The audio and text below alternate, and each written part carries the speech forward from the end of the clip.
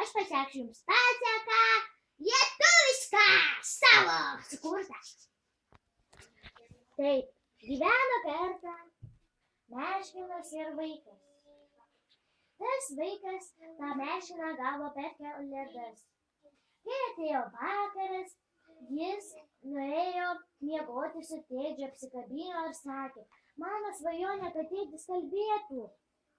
Tėtis ryte atsikėlęs ir kalbėti pradėjo. Sako, tavo tokia buvo svajonė, tai aš ir pradėjau kalbėti. Nuėjo tas vaikelis pas tėvus, tėvam pasakė, tėti, pasižiūrėk, kalbantis tėdas.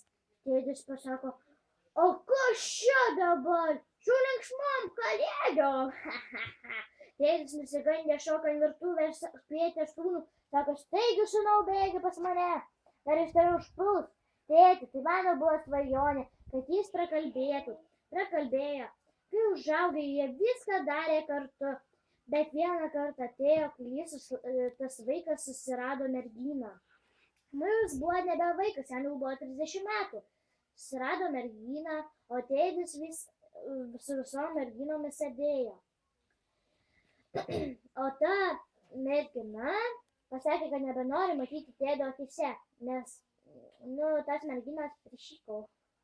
Žaidė tiesa drąsa ir pasakė vieną mergą drąsa, tai turėjo apie šitą kilimą. Tai va, tokia pasaka. Ate!